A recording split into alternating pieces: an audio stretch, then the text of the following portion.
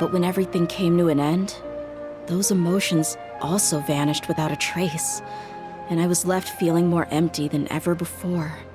It was as if I'd lost the thing that was most important to me.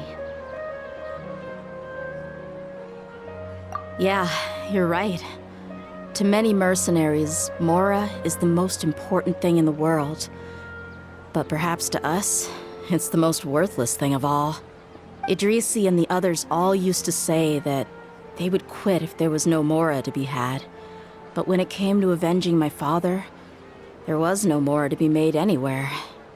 My reality shattered when I found out that the father who always told me hero stories was in fact a bad guy. But look at me now. Am I any different?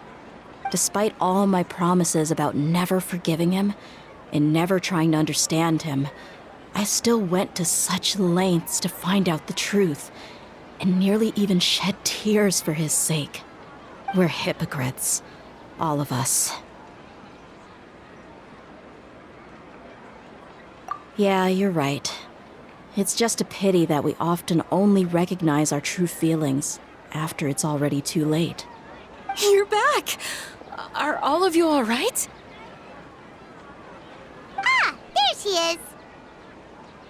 Yeah. Many people from the Corps of 30 came over, and I just wrapped up everything with my dad. All I can do now is wait for their verdict.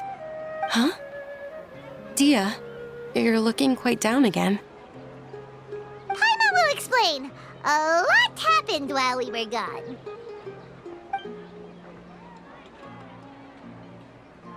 I'm sorry. I really should have controlled my emotions better. I just... It's all right, my lady. You were hurt by all of this as well. Truth be told, I'm starting to feel a little guilty watching you cry like this. But Dehya, your pain must be even worse. You shouldn't need to comfort me. Hey, don't worry about me. If anything, this whole thing has finally shown me the difference between illusion and reality. My father probably thought that people could settle into new lives as long as they moved to a new environment.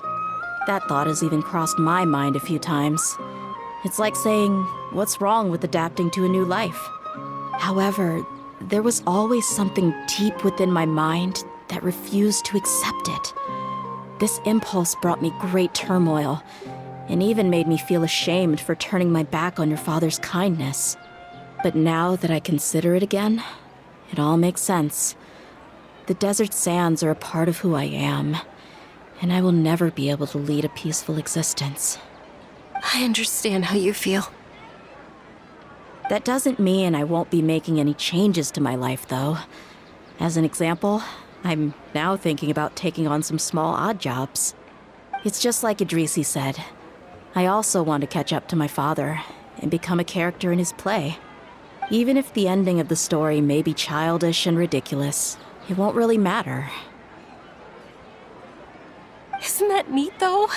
Oh, you'll be a whole new kind of mercenary, one that's not out for Mora. Why don't we go for a change of scenery once we finish eating? What about stopping by the Grand Bazaar again? Right. You said you wanted to get a rug for your family. We'll come along too. I can't thank you enough for taking care of me this entire time.